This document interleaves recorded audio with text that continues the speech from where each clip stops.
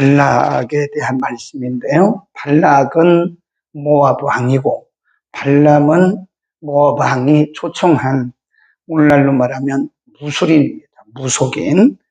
우리가 보통 옛날부터 발람 선지자 그렇게 들어왔기 때문에 이 사람이 하나님을 섬기는 선지자로 그렇게 착각하기 쉬운데 하나님 섬기는 선지자가 아니에요. 오늘날로 말하면 무속인입니다. 무술인. 그 당시는 저주하는 무술인이라 그래요. 이 사람이 어디 사는 사람이냐면 부올이라고 한 저 미디안 쪽, 바벨론 쪽. 그러니까 지금 있는 이 모압에서부터 바벨론까지는 그때 당시 거리로 640km라 그래요.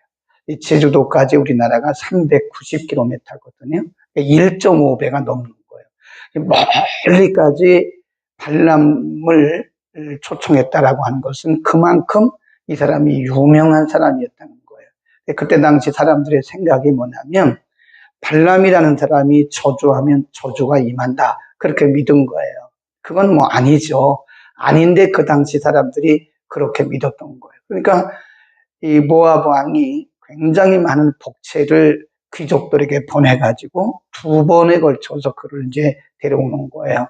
첫 번째는 모압 왕이 보낸 귀족들이 가서 발람을 초청을 하니까 발람이 하나님께서 가지 말라고 하나님의 말씀에 순종해서 안 갔어요. 그러니까 이 사람이 가서 모압 왕 발락에게 안 온다고 그런다고. 그러니까 모압 왕 발락이 더 많은 복채, 더 많은 예물을 준비해가지고 더 높은 귀족들을 보냈어요. 그때도 발람이 하나님 앞에 기도를 해요. 예. 어떻게 이 사람이 기도를 했는지는 모르겠어요. 어쨌든 기도를 했는데 하나님이 가지 말라고. 나중에는 이제 뭐라고 말씀하시냐면 가기는 가는데 내가 너에게 하는 말 외에는 아무 말도 하지 마라.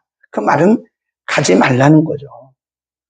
근데 오늘 본문에 보면 이 발람이 가요. 나귀를 타고 갑니다. 거기 보면 21절에 발람이 아침에 일어나서 자기 나귀의 안장을 찌우고 모압 귀족들과 함께 행하니 그가 행함을 인하여 하나님이 진노하심으로 여호와의 사자가 그를 막으려고, 거기 줄 봅시다. 그를 막으려고 길에 서니라. 발람은 자기 나귀를 타고 그 2종은 그와 함께 있더니 나귀가 여호와의 사자가 칼을 빼어 손에 들고 길에 선 것을 보고, 첫 번째예요, 이게. 첫 번째, 하나님께서 발람이 타고 있는 나귀의 눈을 여셨어요.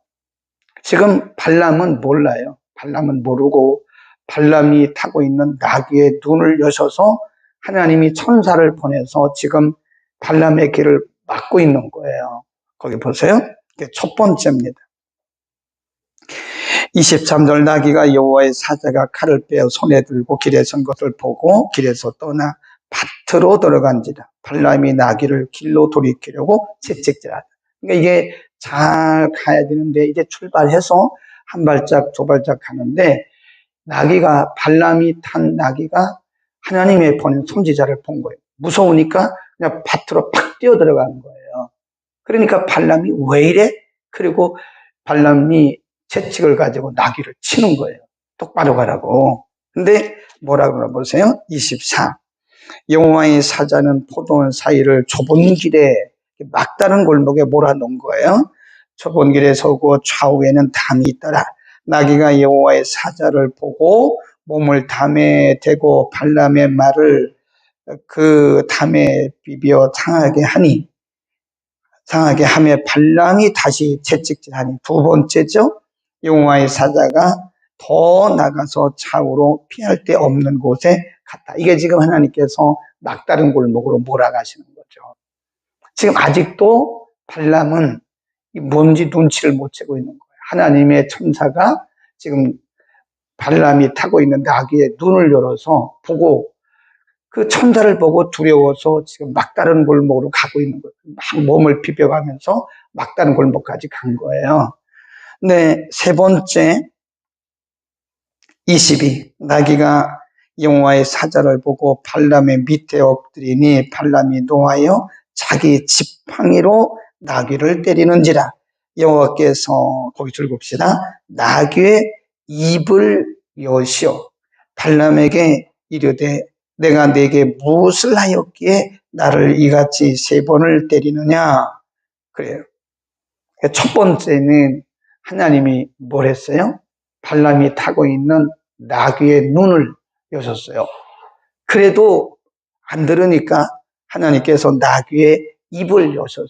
나귀의 입을 열어서 나귀로 하여금 말하게 하신 거예요. 발람이 나귀에게 말하되, 여기부터는 이제 나귀하고 발람이 말을 하는 겁니다. 아니, 나귀가 말을 해요? 합니다. 하나님이 하게 하시면 하는 거예요. 창세기 3장에도 보면 뱀하고 하와하고 대화를 하잖아요. 사람들이 이거를 상징적으로 해석을 해요.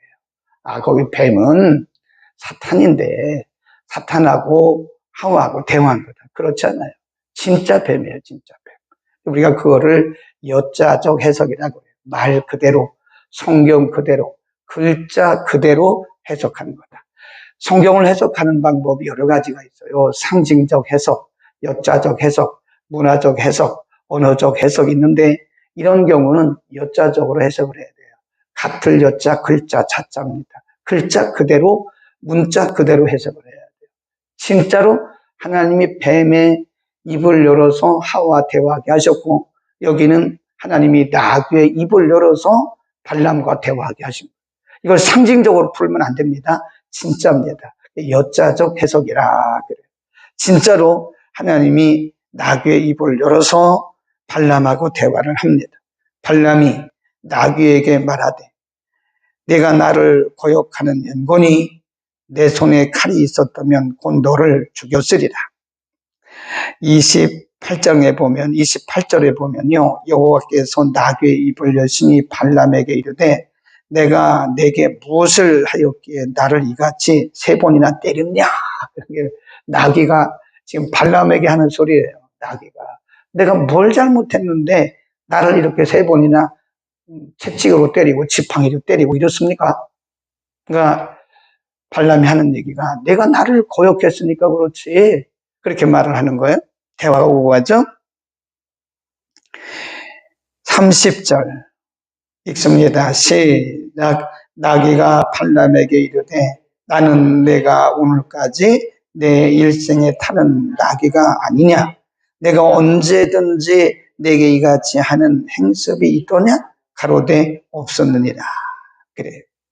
여기까지가 이제 발람과 그리고 발람의 나귀, 발람이 타고 있던 나귀 하고 대화한 내용이고요. 그 다음에 31절에 보면 때에, 그때에, 그 말이죠. 그 후에, 그 말이죠. 그때에 여호와께서 누구의 눈을 여셨어요? 발람. 이제는 하나님이 4번째로 발람 자신의 눈을 밝히세요.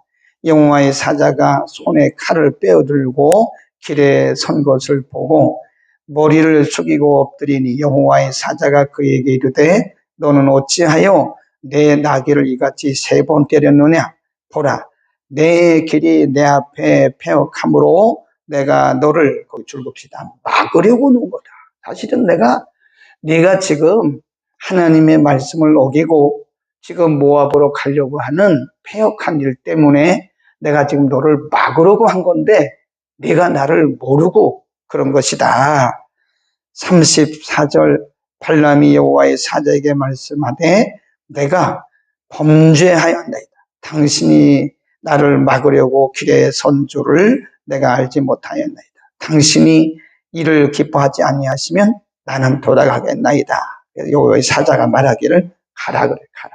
사람들과 가기는 가는데, 이제는 가기는 가는데 가서 하나님이 말씀하시는 것만 말하라. 이제 우리는 이걸 뭐라 그러냐면요, 오늘 전체적인 내용이 막아주시는 은혜, 그렇게 쓰세요. 하나님께서 우리의 연약함과 또 우리의 분별력 없는 것을 아세요. 그래서 하나님께서 이렇게 막아주시는데 하나님이 신호를 보내세요. 신호. 그걸 우리가 하나님의 신호 등 그런 하나님이 신호, 사인을 보내요. 지금 발람은 사실 자기가 마음속에 가지 말아야 되겠다.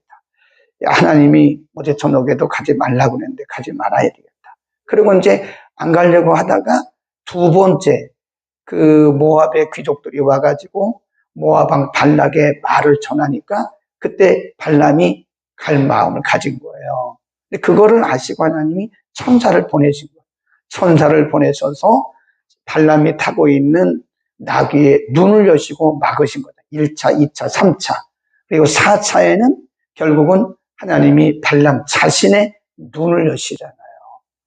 그러니까 이게 하나님께서 우리의 갈 길을 아시기 때문에 우리의 가는 길이 하나님 보시기에 합당하지 않으실 때는 하나님이 이렇게 막아주세요. 그게 막아주신 은혜인데 하나님께서 우리의 길을 막으실 때는 사인이 온다. 사인. 하나님의 경고가 사인으로 와요. 1차 경고, 2차 경고, 3차 경고. 그리고 4차는 뭐예요? 본인에게 오더라고요. 여기 보면 1차, 2차, 3차는 하나님의 천사가 와서 발람이 타고 있는 나귀의 눈을 열고 그리고 나귀와 발람이 대화하기까지 3차, 3번에 걸쳐서 경고를 했어요. 그래도 안 들으니까 4차에는 발람 자신의 눈을 여는 거예요. 이게 보면 하나님의 경고가 꼭 1, 2, 3, 4 이렇게 오는 건 아닌데 대체로 보면 하나님의 경고가 이렇게 처음에는 간접적으로 와요. 하나님의 사인이 1차 경고, 2차 경고, 3차 경고가 이게 사인, 간접적으로 옵니다. 사람을 통해서, 환경을 통해서, 때로는 말씀 듣다가 이게 간접적으로 오는 거예요. 환경, 사람, 조건 이렇게 오는 거예요. 그래서 써놓으세요. 1차, 2차, 3차는 대체로 꼭 그런 건 아니지만 대체로 사람, 환경, 조건을 통해서 하나님 우리에게 사인을 보내주세요. 그리고 마지막 단계가 뭐냐면 본인에게 직접 말씀하시는 거예요. 네. 본인에게 직접 말씀하시는데 말씀하시는 수단이 때로는 우리가 성경을 보다가 성경을 듣다가 아니면 기도하다가 하나님께서 본인이 깨닫더라고요. 본인에게. 네. 본인에게. 그러니까 본인이 깨달을 때면 이미 상당히 지금 많이 진척된 거예요. 하나님의 경고가 지금 벌써 여러 번 왔었다라고 하는 증거를 우리에게 준 겁니다. 그러니까 우리에게 영적 감각이 필요한 거죠. 네. 어떤 사람들은 하나님이 1차 경고만 해도 알아들어요. 다 갑니다. 1차, 첫 번째 경고만 해도. 그런데 그게 쉽지 않아요. 하나님이 1차 경고했는데 딱 알아듣고 돌이키는 사람은 별로 없어요. 많이 없습니다. 되게 거의 몰라요. 2차 경고. 그때 가도 잘 모르죠. 네. 그러니까 1차, 2차, 3차, 그리고 4차에는 본인이었다. 꼭 알아둬야 됩니다. 하나님은 그래서 이걸 은혜라고 그러는 거예요. 하나님께서 막아주시는 게 은혜입니다. 하나님께서 막아주시지 않으면 우리가 사실은 그냥 조벅조벅 하다가 다 수렁에 빠지는 거예요. 네. 뭐가 뭔지 몰라요. 인간이라는 게 다 그렇습니다. 나는 기도를 많이 하기 때문에 안다고 거짓말하지 마세요. 그럴 수가 없어요. 인간이 그럴 수가 없습니다. 아무리 경건하고 아무리 영적이고 아무리 신령한 사람도요. 자기 문제에 대해서는 잘 몰라요. 저 사람인 거예요. 내 문제도 알고 다른 사람의 문제도 다 안다면 그게 뭐 사람이겠습니까? 네. 그래서 언제나 우리는 겸손하게 들을 준비가 되어 있어야 됩니다. 네. 나보다 더 기도 많이 하는 사람, 나보다 더 나이 든 사람. 그 인생은요, 연륜을 무시 못합니다. 신앙의 연륜도 무시 못해요. 제대로만 한다면. 엉터리로 하면 소용없고, 엉터리로 30년, 40년 교회 다녀봤자 그건 의미도 없는 거고, 제대로 여러분처럼 이렇게 매일 새벽 예배하고, 매일 예배 중심으로 살아가고, 이렇게 살아가는 분들은 연륜을 무시 못해요. 인생 경험이 짧고, 그렇기 때문에 산전수전 공중전 거친 사람과는 다르다는 거예요. 네, 나이 든 사람들이 말은 비록 언어를 해도 생각은 좀 짧을지 모르지만 경험으로부터 오는 게 있어요. 그래서 우리는 누구든지 신앙생활을 혼자 할 수 있는 게 아닙니다. 혼자 못해요. 서로 이렇게 붙들어주고 서로 상담해주고 우리 서로가 상담자예요. 집사님 기도해 주세요. 그리고 서로 이제 넌 이렇게 감동이 왔습니다. 난 이렇게 생각합니다. 딱 객관화시키지 말라고 그랬죠. 제 생각에는 제가 마음에 들기는 내가 응답받았다 그렇게 말하지 말고 그렇게 내가 응답받았다 그렇게 말하면 그건 이제 또 객관화시키는 거예요. 내 주관적인 생각을 객관화시키는 건 굉장히 위험해요. 그렇죠. 그게 겸손한 거지 자기 생각에 맞는 것처럼 왜 그렇게 하냐고 이렇게 하라고 이 사람은 독단적인 사람이라고 해요. 그렇게 하면 공동체 생활이 안 됩니다. 제가 뭘 말씀드리려고 하는가 하면 우리의 신앙생활이 우리의 공동체를 통해서 하나님의 음성을 들을 수 있다는 거예요. 응? 하나님의 음성이 우리의 귀에 들리는 게 아니라고 했죠. 어떤 때는 우리의 공동체를 통해서 다른 지체들이 하는 그 말 속에 하나님의 음성이 들을 수 있고요. 그래서 서로 이렇게 쉐어링 한다 그러는 게 나눔이라는 게 밥을 딱 주는 것보다는 서로 나누는 거예요. 예. 그래서 공동체와의 대화 속에서 나는 오래 신앙생활 하고 저 사람은 초신자니까 저 사람을 배워야 돼. 그러면 안 돼요. 그 사람에게도 하나님의 응답이 올 수 있어요. 그 사람을 통해서도 하나님의 응답이 올 수 있어요. 예. 우리는 그래서 하나님이 우리에게 경고하실 때 여러 가지 방법을 통해서 온다는 거예요. 사람, 환경, 조건, 환경이 달라졌을 때 얼른 깨달아야 돼요. 이 달라진 환경 속에 뭐가 하나님의 음성이 뭘까? 하나님의 의도가 뭘까? 이 처절한 말 속에 하나님의 의도가 뭘까? 여기 어쩌면 하나님의 의도, 하나님의 경고가 들을 수도 있는 거거든요. 하나님의 위로하심도 있지만 하나님의 경고도 있을 수 있는 거예요. 기분 나쁘게 들으면 안 돼요. 모든 말들을 기분 나쁘게 들으면 우리가 들을 게 아무것도 없습니다. 때로는 우리를 찌르는 말도 어쩌면 그분의 한 말이 하나님이 그분의 입술을 통해서 내게 하신 말씀일 수도 있어요. 그러니까 발람이 나귀를 막 때리잖아요. 이놈의 새끼 무슨 소리 하냐고 빨리 가라 그러잖아요. 근데 나귀가 나중에 뭐라 그래요? 왜 나를 때렸냐고. 나는 그게 아니라 내 앞에 지금 이 여호와의 천사가 내 길을 막았기 때문에 그런 거라고. 왜 나를 때렸냐고 그러잖아요. 그래 우리가 어떤 환경도 어떤 조건도 누구의 말도 그냥 흘려버리면 안 됩니다. 잘 귀담아들. 어쩌면 그 속에 하나님의 세미하신 음성이 있어요. 그리고 그래도 1차 경고, 2차 경고, 3차 경고 못 알아들으면 하나님이 누구에게 직접 역사하세요? 우리 자신에게. 우리 자신에게. 발람의 눈을 여신 것처럼 우리 자신에게 역사하시고 우리는 민감할 수 있기를 바랍니다. 기도할 때도 민감하게 들으세요. 내 말만 막 하고 가버리면 듣고 그래야 된다. 사람과도 마찬가지. 어떤 분들은 자기 말만 막 해요. 대화가 안 되는 거예요. 싸움이 되는 거예요. 싸움. 한국 사람들을 대화하는 거 보면 그건 대화가 아닙니다. 싸움이에요. 싸움입니다. 의견들이 강해요. 고집들이 강해요. 자기 얘기만 막 하고 남의 얘기는 들을 생각도 안 해요. 그건 대화가 아니에요. 잘 들어야 됩니다. 상대방의 말이 끝납니다. 회의가 아니고 싸움입니다. 충분히 들어야 되는데 대화가 아니고 싸움을 하는 부부간에도 마찬가지. 부부간에도 충분히 듣고 대답하고 그래요. 하나님과의 관계는 하나님께서 우리에게 말씀하실 때 충분히 들으세요. 아멘. 예배 시간에도 들으시고 기도 시간에도 들으시고 환경과 조건을 통해서 들으시고 우리 지체를 통해서 하시는 말씀도 듣고 아멘. 기도하겠습니다. 거룩하신 우리 아버지, 우리의 연약함과 우리의 무지함을 아시는 하나님께서 막아주시는 은혜를 우리에게 가르쳐 주셨습니다.